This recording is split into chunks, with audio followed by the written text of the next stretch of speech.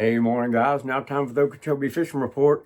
Having a little problem with some of my lights this morning, so bear with me. I think it's going to be okay. But anyway, it's April 17th, and the lake levels come down to 12.3. It's getting on down there. So you got to be very, very careful out there. It's at a level now where if you don't know the lake, you're going to need some help. If you want me to get in your boat and go out and show you how to get to the areas where we're catching all the fish and get back with your boat in one piece, and trust me, you won't hit the bottom anywhere, give me a call, 239-560-2704. I'll get in your boat, go show you. You can mark all these places. I want everybody that comes here to have a great time and catch a lot of fish. So that's what we do here. But anyway, I'm going to be fishing with some gentlemen today. They brought their boat down, but they got a small boat. For three of us to get in there, I said, well, let's just take my boat, because the areas I'm going to show them, because their boat is pretty small, I don't want them getting too far away. So I'm going to fish the west wall, and a lot of fish out there. And the mornings have been calm lately. The afternoons have been windy. So go early. Go early. But anyway, that's what we're going to do. We're going to start fishing the outside. We're going to be throwing some crankbaits early. They'll hit a lot of things, guys. But start on the outside. Fish the open water. Now, if you get a bite right at your boat and you're way away from the grass, back your boat up a little bit. There may be a bunch of them further out in that open water, because they've been doing that a lot lately. And then as that sun gets up and the fish start slowing down, get in the grass. Just move on back in the grass. And if you've got scattered grass where it meets heavier grass, that's going to be your target area. Right next, I call it a hard line, where you got heavy Kissimmee grass meeting thin Kissimmee grass. That's a real good area to try to stay in. Did pretty good there the other afternoon. Didn't catch a lot of fish doing that, but you could kind of tell that's where the fish were. But anyway, that's what I'm going to be doing today. Had a gentleman ask me the other day, he was having trouble rigging his swim baits and making them swim straight. And I remembered me and Shaw Grigsby did a TV show down here, One More Cast with Shaw Grigsby, and we did it with that Shadowlicious swim bait, which it looks a lot different than the regular swim baits. I looked in my garage this morning to see if I had some, and I couldn't find any. I was going to show you what we did, because I played around with that bait a lot to try to get it to swim good. If it's a big bait and we had to use a belly style hook, you hook it, screw it in, and you never could get it to swim straight. I played around with it in the swimming pool. And here's one thing I learned. Now, this is not the Shadowlicious, but it's just a normal, I think this might be a bruiser swim bait. And but anyway, the Shadowlicious was a lot thicker, and it was hard to rig. If you ever caught a fish on it, if you had it rigged good, you might as well throw it away, because you'd never get it to swim right again. But what I learned, and I'm going to show you this little trick. And this is another thing too. If you got some swim baits and they get kind of torn up a little bit where you belly hook it, and you throw it down the floor of your boat, here's a little trick where you might be able to catch a few more fish on those baits.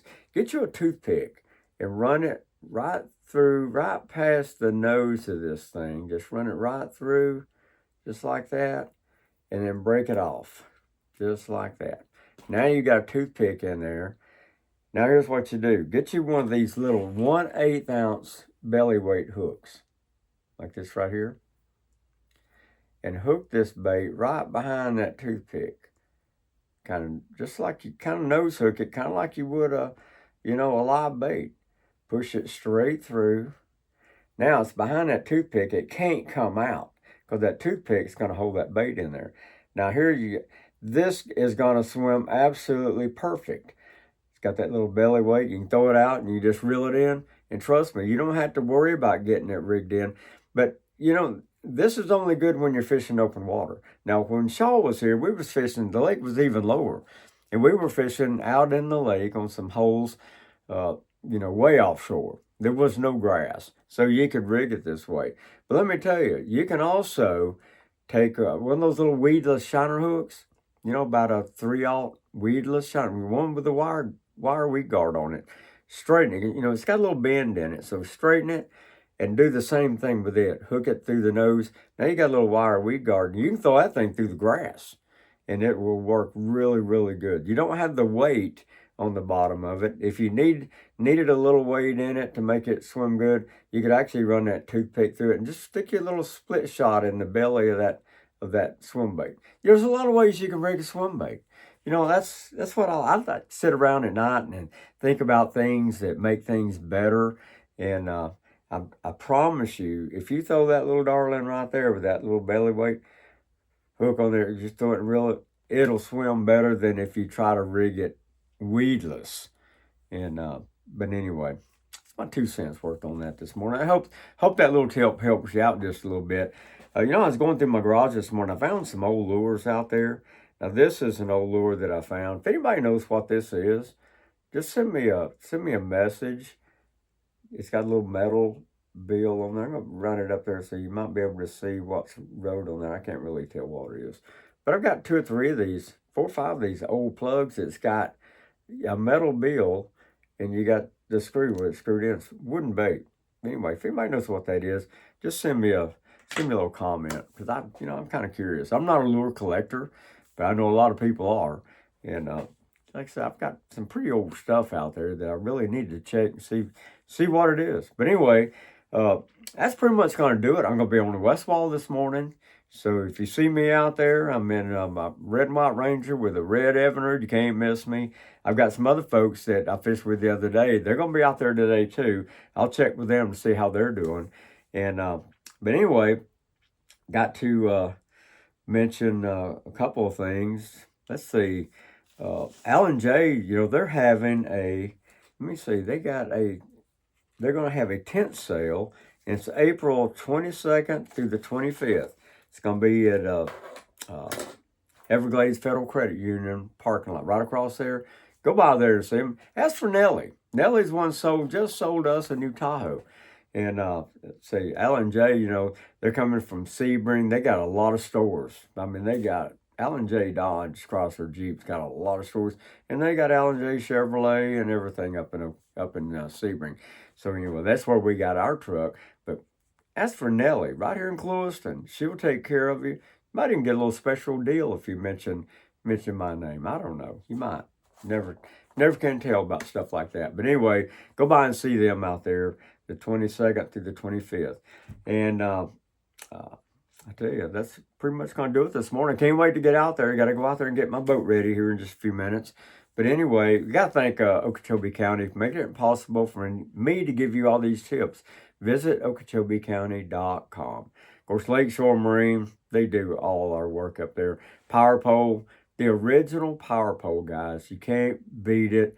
It's the only one I would even consider putting on my boat. Clewiston Golf Course, Joanne Jordan State Farm Insurance. Had to go by there and get that new truck insured and all my stuff going on there out there. If you've got any problems or questions about insurance, go by and see Joanne. She'll go through all your stuff and save you a lot of money, I promise you. The Bait Station, North Fort Myers, K&N Bruggs, Pogie's Family Restaurant, RV1 Mobile Repair. They've got a deal where they're actually coming out. If you dial this number, RV1, Fix My RV, they'll come out. They'll wash your camper, your motorhome. They'll service your air conditioner. They'll get everything ready to put your camper up for the season or just whatever. You just need it clean, call them. Trust me, they can fix anything on your RV.